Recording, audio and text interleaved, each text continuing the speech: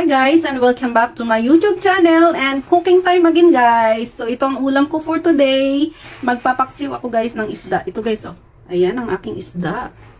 Ayan. So ito ang ating ingredients guys. At may sili tayo, onion, garlic, ginger, may salt, may black pepper, and syempre yung ating suka. So let's start guys cooking. So, yun nga guys, maglagay tayo ng oil. At ganito ako guys paksiw. Ginigisa ko yung ingredients bago ko ilagay yung isda.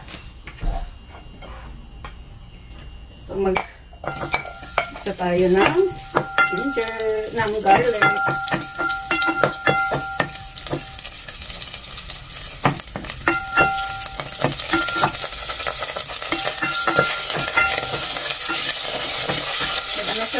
May mabasa yun.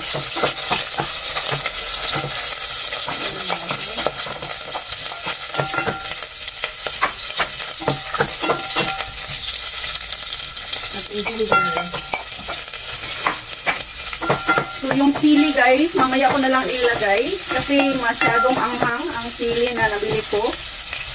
Yung malaki siya pero yung maanghang na klase. Kaya ipahuli ko siya para hindi siya masyadong maanghang mamaya sa paksiw ko.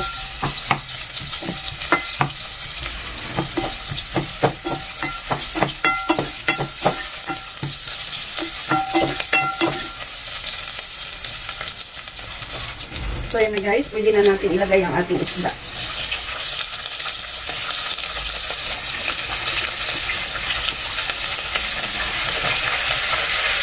So yan, ang ating isda. So naglagay tayo ng salt.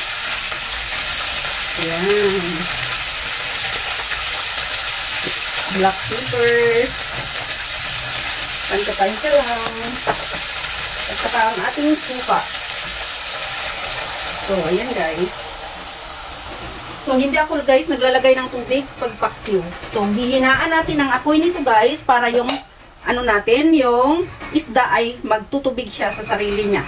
So, at saka may suka naman So, tama na yung tubig niyan. Kaya hindi na tayo kailangan maglagay ng tubig guys para masarap ang ating paksiw at isa pa matagal siya mapanis. Pag walang tubig ang ating paksiw. So, ayan guys, antayin na lang natin guys na maluto siya bago ko ilagay yung sili natin. So, ayan.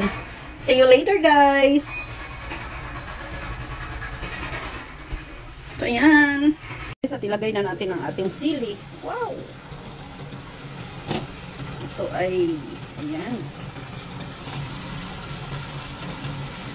Ay, ano na yung usok. So, ayan guys. Amoy palang manghang na. Manghang kasi itong nabili itong sili guys. Yung haba siya pero manghang pala. Yung mga malaki. Takpan natin ulit guys. After 5 minutes, okay na yan guys. So, ayan na nga guys. At ready na ang ating paksiw. Ayan, kunting-kunti na lang ang kanyang sabaw at nagmamantika na. So, thank you so much guys for watching. And sa lahat ng nagsusupport sa aking YouTube channel, Lilian Arbar Channel, please subscribe and press the notification bell para updated kayo sa aking mga bagong upload. Thank you so much. God bless and I love you all. Ingat kayo palagi.